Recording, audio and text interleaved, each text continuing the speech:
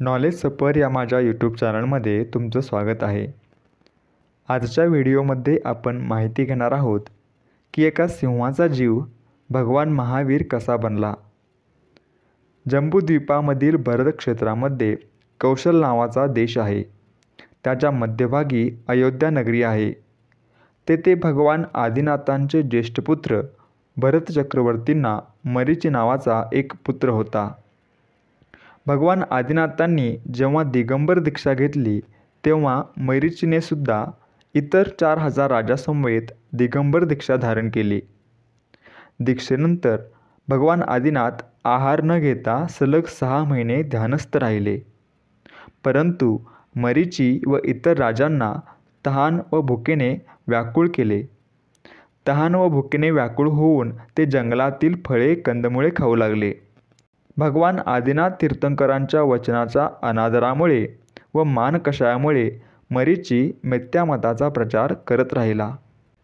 मिथ्यामताच्या प्रचारामुळे तो कधी स्वर्ग, नरक व मनुष्य अशा भावांमध्ये जन्म घेत राहिला।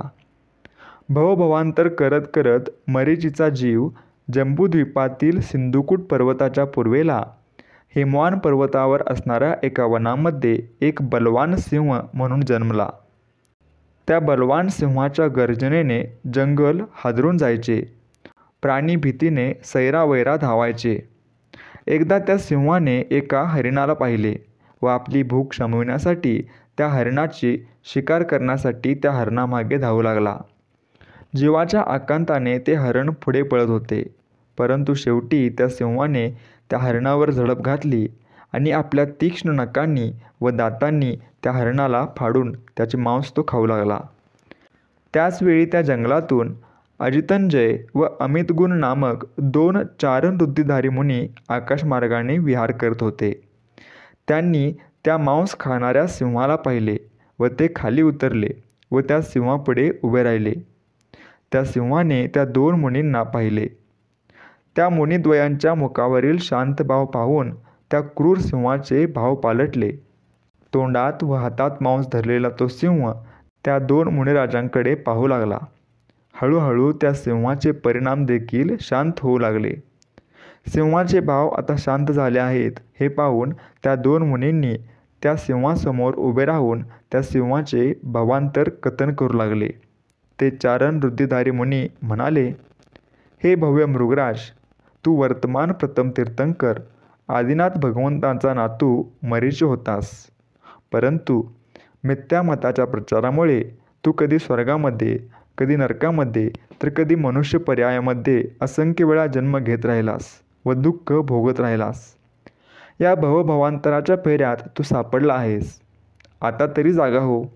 हे क्रौर्य कर्म सोड आणि आत्मकल्याणाचा मार्ग धर। या जन्ममरणाच्या फेऱ्यातून मुक्त होऊन सिद्धशिलेवर परमात्मा हो। मुनींचे ऐकून सिंहाच्या डोळ्यातून झरझर अश्रू पाजरू लागले। पश्चातापदग्ध सिंहाने मुनींना प्रणाम केला व मुनिद्वय निघून गेले। तेव्हापासून त्या सिंहाने शिकार करणे बंद केले। उपास घडू लागला। शरीर कृश होऊ लागले। त्या सिंहाचे हिंडणे फिरणे बंद झाले। तो एका जागेवर पडून राहू लागला। तो सिंह मेला असे समजून कावळे गिधाडे टोचा मारू लागले। कोल्ही कुत्री लचके तोडू लागले, पण त्या सिंहाने सारे परिश शांत भाव ठेवून सहन केले व तो सिंह मेल्यानंतर पहिल्या स्वर्गामध्ये देव म्हणून जन्मला। त्यानंतर देव व मनुष्य असे भावांतर करीत 10व्या भावामध्ये तो सिंह कुंडलपूर नगरीचे राजा सिद्धार्थ व माता त्रिशला यांच्या पोटी वर्तमान काळातील 24वे तीर्थंकर भगवान महावीर होऊन जन्मला। अशा प्रकारे एका सिंहाचा जीव मुनिद्वयांच्या उपदेशाने भगवान महावीर होऊन जन्मला। आपल्याला ही गोष्ट आवडली का? आवडली तर नक्कीच शेअर करा आणि माझ्या यूट्यूब चॅनलला सबस्क्राईब करायला विसरू नका। धन्यवाद।